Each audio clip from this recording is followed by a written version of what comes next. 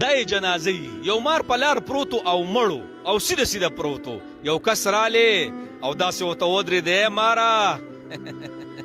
سیده شوې خو د مرګ نه پس نو ټیک ټاکرو زنانو جینکو په خپل بدن خو پرده نه راچوي خو دا پرده به د باندې بیا د مرګ نه پس راچوي ښه ولې د جنازې په ټیم کې په زنانه باندې یو مضبوط څادر راواچوي که نه دا ایجاد خو د فاطمې رضی الله تعالی عنها دی چې کله وفات کېده الله نو بیبي ته وایي داسې به نه چې زما د مرګ نه پس زما په دې کټ باندې تاسو کېدي چې زما دا کټ هم چاته نه ښکاري هغه ورته وایي بلکل حبشه کې دا یو ترتیب دی چې کله یو زنانه وفات شي نو په دې کټ ورته یو چبوتره ایږدي او د هغې د پاسه بیا څادر ایږدي نو دا زنانه چاته نه ښکاري نو فاطمه صاحبه وایي الله دقه چل به ما سره کوئ نو زه خو ویم که نه چې دا ټیک ټاکرې زنانه او جینکۍ دا خو په دې میډیا باندې د خپل بدن نه پیسې ګټي او کلیامې خرڅوي نو زه خو ویم چې د مرګ نه پس هم په دوی دا پرده کې نه دي خو څه وکړم اسلام دی دین دی زه شم د خپل اسلام او دین نه زه هغې زنانو ته وایم چې یو اوس نصیحت د دې نه حاصل کوي دقه حال به مې بیا په شمار یو څو کسان دي بخششو دا د الله لاس کې دی خو د دنیا یې د اسبابو سره تړلې ده نبی علیہ السلام او قرآن راغلی هغې کې موږ ته څه فرمایلي دي په حاشي خورول الله اکبر کبیره نو دا هغه زنانه دي چې د خپل بدن مې نمایش ته ایښودو او د مرګ نه پس پې بیا درېمګړی څادر واچوي الله الله کو دا هم د دوی په وس کې وی که نه والله په دغه ټایم کې هم دوی په ځان څادر نه پرېښودو خو بس الله دې موږ ټول ماف کړي الله دې ګیلمنو وبخي چې څومره تلې الله دې ټول سره زمونږ وبخي زمونږ هم پته نه لګي خو دنیا د اسبابو سره تړلې ده او موږ ته نبي اسلام دا ټولې خبرې کړي په حاشي خورول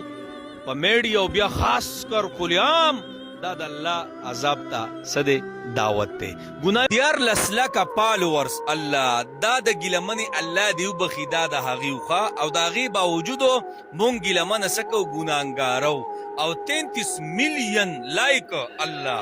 دا دی مسلمانانو دی ګیلمنې له ورکړي او دا 14 لا خلکو دا ټول مسلمانان دي او پښتانه دي او کلمه وایي الله اکبر کبیره نو تاسو راته ووایئ په دې ګناه کې به د دې سره دا خلک شامل نه الله په میاشتو میاشتو به د ګیلمنې نه خلکو ټیمونه اخیستل میاشت او دوه میاشتې به ورته د خلکو انتظار کو دي مسلمانانو الله اکبر کبیره او بیا خاص کر زمونږ مسافر نه دي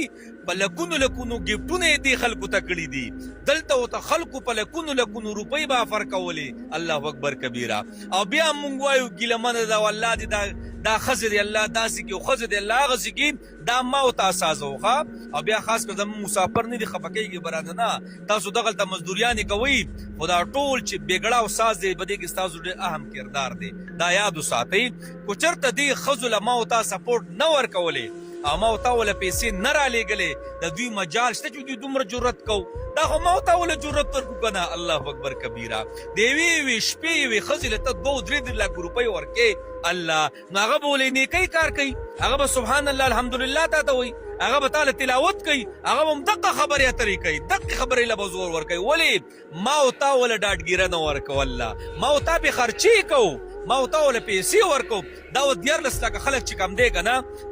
دا فالو کړې ده نو فالو مطلب څه ته مخکې زه به در پسې یم ته چې کم کار کوې ته ښه کې زه به تا سره یم الله اکبر کبیره بس الله دې موږ معاف کړي زموږ پښتانه به کمنټس کې الله دې مرداره کړي الله دې داسې کړي هغسې کړي قسم دې ته دغې خلکو له قسم ورکړه مړه وې تا به دا کتله کو نه به دې کتله د دې ویډیوګانې به دې کتې کو نه به دې کتې الله دې وبخي ټولو او چې کله پکې داسې خبر راځي چې د پلانې ویډیو لیک شوه الله ټول وایي سینډ می ما ته راولېږه پیسې به خلک ورکوي او مړه بیا ما ورته وایو چې دا داسې خلک دی او دا هغسې خلک دی موږ ټول پښتو کې بېلګر رحمت الله علیه الله دې وبخي یو ټکی استعمالو خو نه وایم په دې ټولو خبرو کې د دې سره موږ ټول ملګري یو ښه او دا کم چې فالوورز دي که نه یاد ساتئ